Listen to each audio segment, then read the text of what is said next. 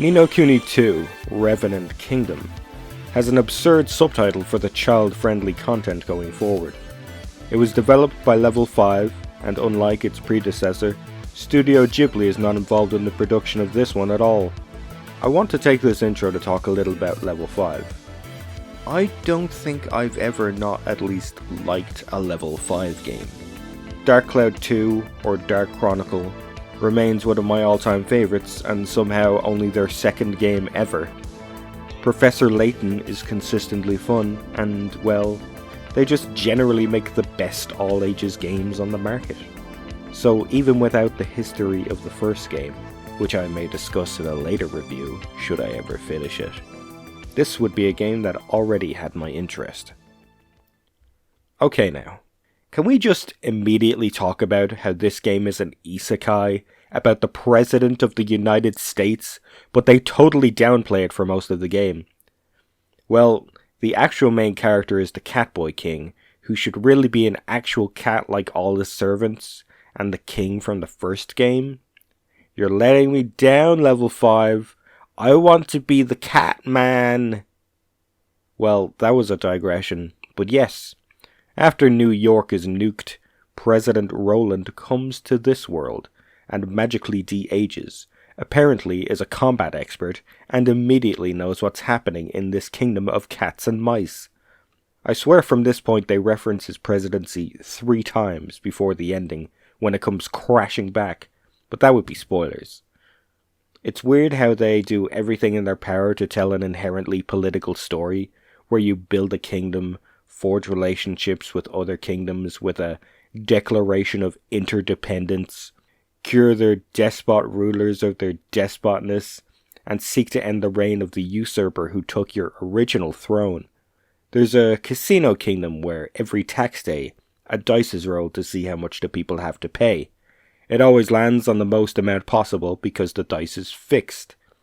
The people accept it because casino gods? Luck or something? There's another kingdom that's frozen in time, and a Big Brother style omnipotent eye making sure people don't show any affection towards each other, as it is outlawed. The stories always end up being less about fighting the corruption, and more about convincing people to not be so reliant on chance, or that caring for each other is okay. They don't even go back to how messed up the constant surveillance is in that town. It's mostly just hand-waving how the government took advantage of the people, because hey, they're nice now because you did a magic to them.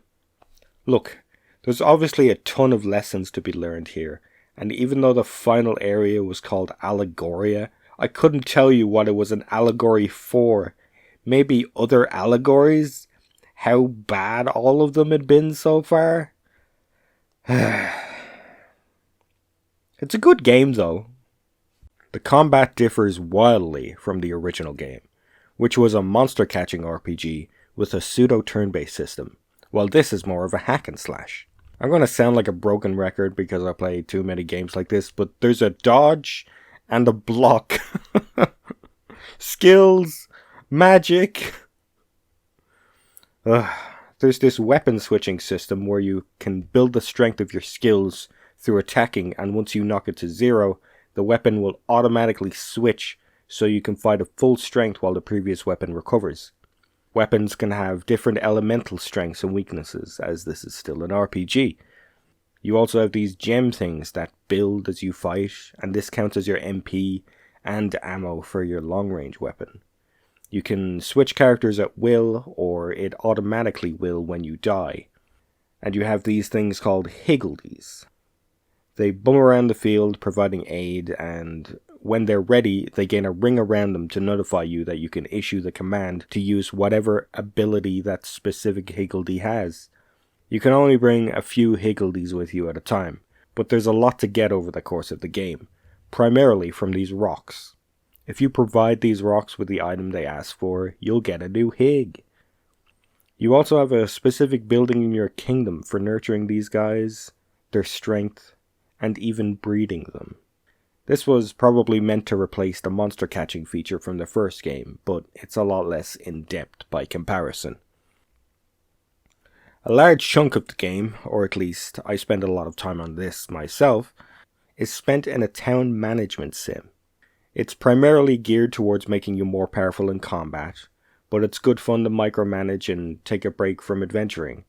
Thankfully, there's a fast travel system available immediately, so it takes little effort to get back when you need to update something. Let's briefly go over some of the features here. The primary thing you need to build your kingdom is subjects, or personnel.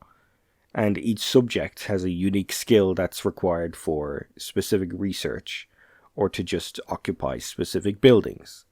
Over the course of the game, each potential subject you meet asks you to do a little side quest for them, or sometimes multiple before they join your kingdom. Each of these characters have a unique design, so even before you get access to their recruitment side quest, you'll be able to spot them. As for knowing when they're ready to be recruited, you have this bizarre social media platform called Leafbook that updates you on their status. It also features a couple other things, but most of it is story content and recaps of events, with a couple quests thrown in. Anyway, back to the kingdom. Utilizing your subjects, you build and expand your territory, coffers, and storehouse, enabling you to build more. Every single spot of land has a predetermined building that has to go there, and a lot of buildings have research lists to work your way down, providing permanent benefits to your adventuring, more than anything to do with the kingdom, because this is still just a small part of the game, despite how much time you can and probably will spend on it. Another small part of the game is this Rts Moba?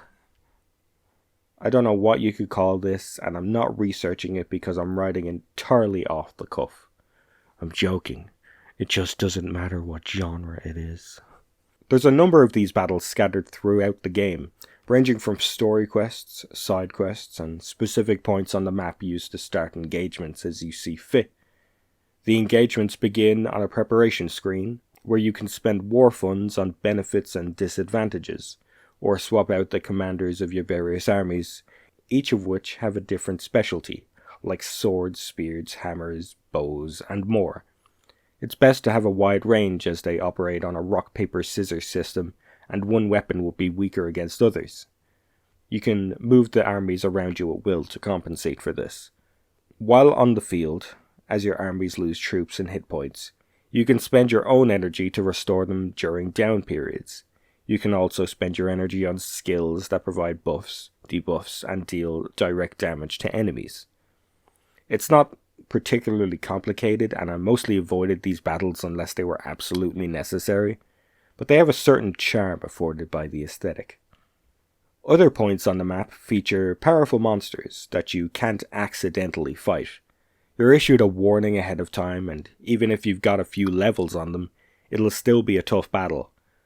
Another feature is locations with procedurally generated dungeons.